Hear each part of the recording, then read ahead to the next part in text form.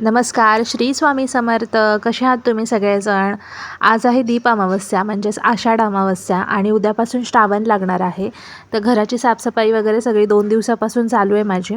आणि आज मी मंदिर स्वच्छ करायला घेतलं होतं. पूर्ण डीप क्लिनिंग करायचं होतं मला आज मंदिराचं.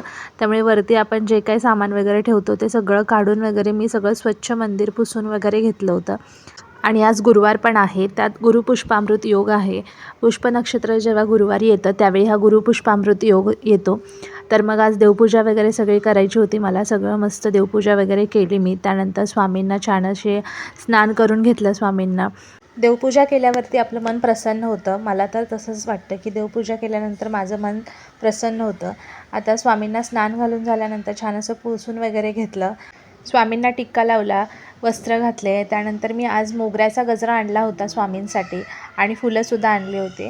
मग मोगऱ्याचा गजरा पण स्वामींना अर्पण केला आणि बघा किती सुंदर अशी स्वामींची मूर्ती दिसते. जणू की मन प्रसन्न आपलं लगेच होईल इतकं छान असं.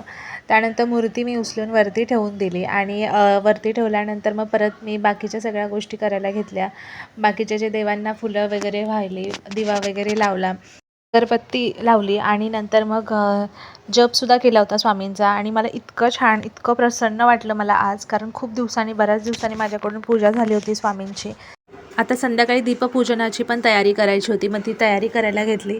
चला मग व्हिडिओ आवडला असेल तर लाईक करा आणि चॅनलला सबस्क्राईब करा. भेटूया पुढच्या व्हिडिओमध्ये. चलो बाय.